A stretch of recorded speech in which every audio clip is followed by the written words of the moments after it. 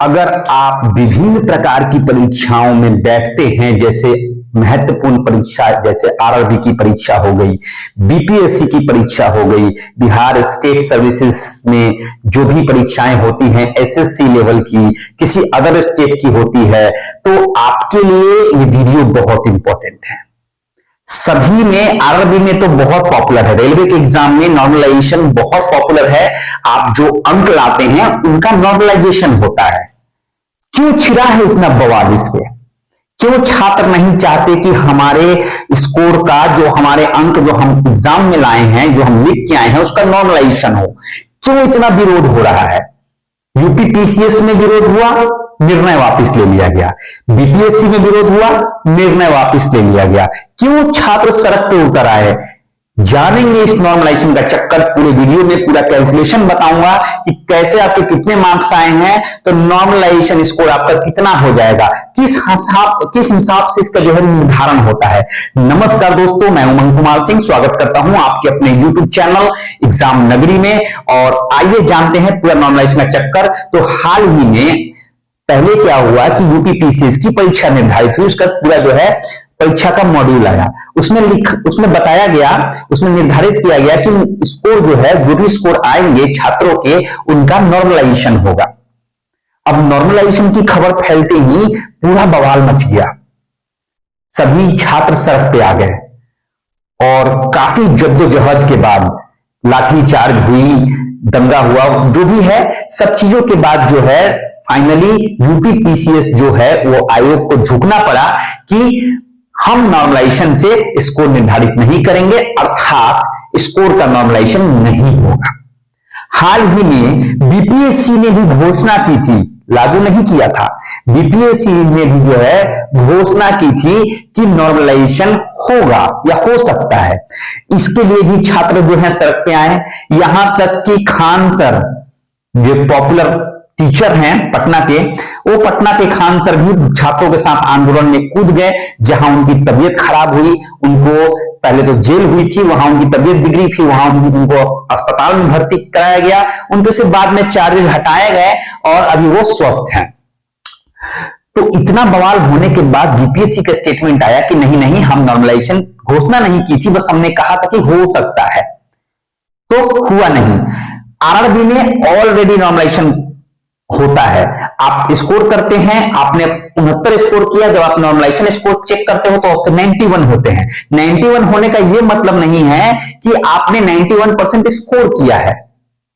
कभी कभी यह होता है कि आप 90 अंक का लिख के लाते हो, 90 अंक आपको आ रहे हैं, 90 स्कोर किया है आपने, मान लीजिए 90%। जब आप नॉर्मलाइज स्कोर आपके सामने आता है तो वो 74% हो जाता है। अब ऐसा होता कैसे है? क्या है नॉर्मलाइजेशन का चक्कर? क्यों विरोध कर रहे हैं स्टूडेंट? क्यों इसे परीक्षा आयोग लाता है? उसे क्या समझ में आता है? पहले 2 मिनट में मैं आपको बता देता हूं, उसके बाद मैं आपको पूरा कैलकुलेशन बोर्ड पे करके बताऊंगा कि हाँ नॉर्मलाइजेशन कैसे होता है। आप भी खुद के स्कोर को नॉर्मलाइज कर सकते हैं। तो बहुत ही इजी कैलकुलेशन है, लेकिन जान लीजिए आयोग जो है, जो भी परीक्षा लेती है, जो भी संस्था है, उनका यह कहना है कि इससे भ्रष्टाचार कम होगा। नॉर्मलाइज करेंगे तो एक ही शिफ्ट में पेपर कहीं हल्के होते हैं, पेपर कहीं भारी होते हैं, ऐसा सेट अलग अलग टाइप का हो जाता है। तो ऑब्वियसली जो हल्के सेट हैं उसमें लोग ज्यादा स्कोर करेंगे, जो भारी सेट है, कठिन है, उसमें लोग कम स्कोर करेंगे। तो जो फर्स्ट शिफ्ट में मान लीजिए जिसने परीक्षा दी, आसान पेपर जिसको मिला वो तो ज्यादा स्कोर कर जाएगा, तो वैसे ही क्वालिफाई हो जाएगा बहुत सारा। और जो बाद में जो पेपर देंगे उनको फिर कठिन सेट मिल जाएगा, तो वो कम स्कोर करेंगे, तो वो क्वालिफाई नहीं हो पाएंगे। इस चीज को सही करने के लिए आयोग ने क्या किया, या परीक्षा संस्था ने क्या किया कि नॉर्मलाइजेशन रखा। उनका तर्क ये है। स्टूडेंट क्या कहते हैं? स्टूडेंट कहते हैं कि नॉर्मलाइजेशन नहीं सही है, हम जितना मार्क्स लाएंगे उतना ही हमारे अंक पत्र पे दिखना चाहिए। हम 90 लाएंगे तो 90 क्वालिफाई करेंगे, हमें क्यों 74 उसको बनाया आपने? क्यों ये भेदभाव किया? आप एक काम करो, आप एक ही तरह के सेट लाओ। क्यों सेट कोई कठिन और कोई जो है आसान हो जाता है? आप प्रश्न के प्रकार बदलो, लेकिन लेवल एक होना चाहिए। तो यहां पे स्टूडेंट का कहना यह है। अब अभी आपको जब मैं कैलकुलेशन बताऊंगा तो आप कमेंट्स में बताइएगा कि नॉर्मलाइजेशन होना चाहिए या नहीं होना चाहिए, और हो रहा है तो गलत हो रहा है या सही हो रहा है, जो भी है। चलिए मैं आपको बोर्ड पे लेके चलता हूं और वहां दिखाता हूं नॉर्मलाइजेशन कैसे जो है किया जाता है। यहाँ पे मामला बिल्कुल सिंपल है, किसी बच्चे को भी समझ में आ जाएगा। देखिए, मान लीजिए कि 2 शिफ्ट है, मैं यहाँ हाफ में लेके चलता हूँ। यहाँ पे 2 शिफ्ट है, एक ए शिफ्ट है, एक बी शिफ्ट है। 2 शिफ्ट में एग्जामिनेशन हो रहा है, ध्यान से समझिएगा। 2 शिफ्ट में एग्जामिनेशन हो रहा है। एक शिफ्ट में पेपर क्या है, थोड़ा इजी है, और एक शिफ्ट में पेपर क्या है, हार्ड है। ठीक है, इस शिफ्ट में पहली सुबह की शिफ्ट है, ये शाम की शिफ्ट है। सुबह की शिफ्ट में पेपर इजी है, शाम की शिफ्ट में पेपर थोड़ा सा हार्ड है। तो ऑब्वियसली जो इजी होगा उसमें ज़्यादा लोग स्कोर करेंगे। तो मान लीजिए कि टोटल जो है 50,000 स्टूडेंट यहाँ बैठे हैं, 50,000 कुल विद्यार्थी बैठे हैं, और यहाँ भी टोटल जो है 50,000 विद्यार्थी मान लीजिए बैठे हैं। टोटल 50,000 यहाँ बैठे, 50,000 यहाँ बैठे। दोनों को अलग अलग पेपर मिले, पहला पेपर थोड़ा इजी है, दूसरा पेपर हार्ड है। तो इजी पेपर में क्या होगा कि कोई भी एक परसेंटेज लीजिए, मान लीजिए कि बहुत सारे स्टूडेंट जो हैं उनका परसेंटेज जो है वो 74% आया है। 74% यहाँ पे आया है। मैं कैलकुलेटर निकाल लेता हूँ थोड़ा जल्दी करने के लिए। 74% आया है। तो 74% लाने वाले मान लीजिए कि 5,000 लोग 75% लेके आए हैं। क्यों? क्योंकि ये इजी है। तो हार्ड वाले में कितना, हार्ड वाले में क्या इतना ही लेके आएंगे? नहीं, ये संख्या कम जाएगी। यही 74% यहाँ पे जो है केवल 3,500 लोग लेके आए हैं। क्यों भैया? क्योंकि ये थोड़ा सा हार्ड पेपर है ना। तो ये जो 74 जितने लोग लाए हैं उनके लिए दोनों ही शिफ्ट में क्या किया जाएगा, नॉर्मलाइज किया जाएगा। यानी इनको बढ़ाया जाएगा, इनको घटाया जाएगा। यही चीज का भी लोग विरोध कर रहे हैं। कोई बोल रहा है कि यहाँ पे जो नहीं लाए हैं, कम लाए हैं, अगर हम 74% लाए हैं तो हमें 74% क्यों नहीं मिल रहा है। अब कितना मिलेगा, नॉर्मलाइजेशन कैसे होगा ये देखिए। टोटल कितना है, 50,000 लाए, कितने हैं, 5,000। तो कितने नहीं लाए हैं उस पर होता है। यानी 45,000, मैं यहाँ 5,000 लिख दिया, 50,000 लिख दिया। 45,000 लोग जो हैं वो 74% नहीं लाए हैं। यानी इसका जो निकालेंगे, कैसे कैलकुलेशन निकालेंगे, 45,000 बट्टे 50,000 गुने 100। यहाँ पे वही चीज, यहाँ पे केवल कितने लाए हैं, 3500। तो कितने नहीं लाए हैं, तो यहाँ ही संख्या बढ़ जाएगी, 1500 जो है एक्स्ट्रा बढ़ जाएगा।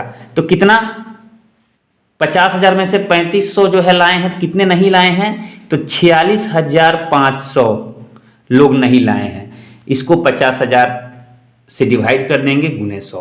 आइए देखते हैं हम नॉर्मलाइजेशन पे क्या असर पड़ा। लाए तो थे यहाँ दोनों 74%, लेकिन आयोग का कहना है कि 74% जो यहाँ हार्ड पेपर में लाए हैं इनका स्कोर ज्यादा होगा आपसे, क्योंकि इन्होंने हार्ड पेपर में 74% लाया है, आपने इजी पेपर में 74% लाया है।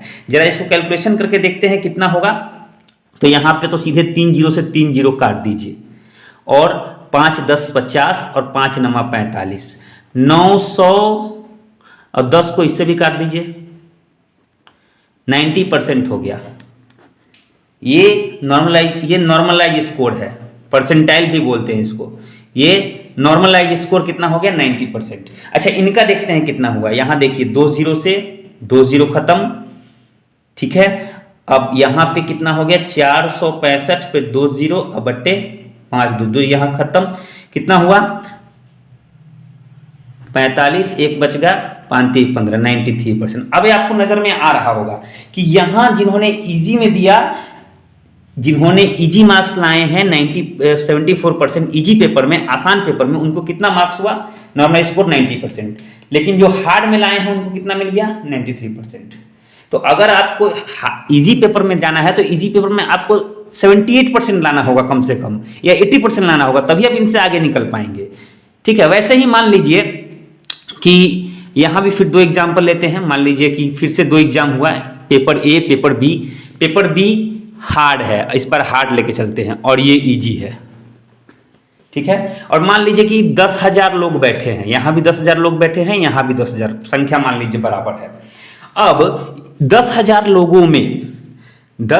लोगों में हार्ड पेपर है तो 60% स्कोर किया है मात्र 3,000 लोगों ने, जबकि यहां पे 60% हासिल करने वाले लोग जो हैं वो 4,200 हो गए हैं मान लीजिए। तो कितने लोग नहीं लाए हैं? 10,000 में से 3,000 गया तो कितना बचा?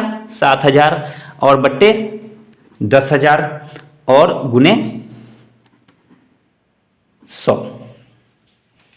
यहीं पे 4,200 लोग लाए हैं 60%, यानी ये पेपर इजी है। तो ये कितना हो जाएगा? 5,800 बट्टे 10,000 गुने 100।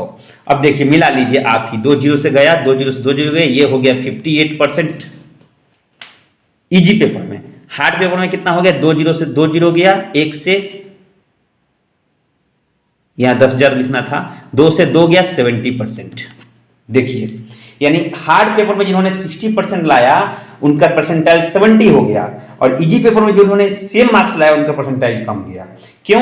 क्योंकि इजी में सीधे सीधी कहने का मतलब है कि इजी पेपर में आपको परसेंटाइल बढ़ाना है तो आपको स्कोर ज्यादा करना पड़ेगा, ठीक है, तब आपका परसेंटाइल उनके नॉर्मल होगा। यानी इजी और हार्ड दोनों का नंबर भले ही अलग अलग हो लेकिन उनका परसेंटाइल बराबर हो सकता है, या नंबर ज्यादा हो परसेंटाइल कम हो सकता है क्योंकि उनका पेपर इजी था। तो यही जो है टोटल यही नॉर्मलाइजेशन की प्रक्रिया है। होप कि आपको समझ में आ गया होगा, आशा करता हूं कि आपको समझ में आ गया होगा। इसीलिए विरोध हो रहा है, लोग इसका विरोध कर रहे हैं स्टूडेंट, जबकि आयोग इसे सही करार दे रही है, वो भेदभाव खत्म करने के लिए कर रही है। क्योंकि ऐसे तो ये इजी वाले आसानी से सेलेक्ट हो जाएंगे। मान लीजिए 72 पे मेरिट बनेगा तो 74 जितने हैं ज्यादा स्कोर किया है इजी वाले में तो बहुत ज्यादा इसी पेपर देने वाले सेलेक्ट हो जाएंगे। तो आयोग ने इस भेदभाव को हटाने के लिए पेपर को एक बराबर पैमाने पर एक फर्श पे लाने के लिए ऐसा किया। क्योंकि स्टूडेंट कह रहे हैं नहीं आप ऐसा इजी और हार्ड क्यों कर रहे हैं, आप जो हैं ये इजी और हार्ड, इजी हार्ड क्यों कर रहे हैं, दोनों लगभग समान लेवल का लाइए और जो जितना नंबर लाए उसको उतना दीजिए। यही मामला फंस रहा है। तो आशा करता हूं आपको समझ में आ गया होगा। प्लीज कमेंट में जरूर बताएं मुझे। तो अभी आपने देखा किस तरह से नॉर्मलाइजेशन होता है, कितना इजी है, लेकिन मुझे लगता है कि नॉर्मलाइजेशन लाने से अच्छा है आयोग को पेपर का ऐसा पैटर्न होना चाहिए कि सबके लिए एक जैसा एक लेवल का पेपर हो, ना कि किसी के लिए आसान हो जाए ना कि किसी के लिए कठिन हो जाए। कहीं ना कहीं उसमें जो है दिक्कतें आएंगी, ये मेरा मानना है। आपका क्या मानना है आप मुझे कमेंट बॉक्स में जरूर बताएं। और अगला टॉपिक मैं बहुत ही अच्छा टॉपिक लाने वाला हूं कि तैयारी के लिए जो है कैसे किताबों को फाड़ के आप तैयारी कर सकते हैं। किताबों को फाड़ के, फिजिकली किताबों को आपको फाड़ना पड़ेगा, मैं कोई कहावत या मुहावरा नहीं कह रहा हूं। अगले वीडियो में जल्दी आएंगे, तब तक के लिए मुझे फॉलो कर लीजिए, चैनल को सब्सक्राइब कर लीजिए नहीं किया है। थैंक यू सो मच दोस्तों।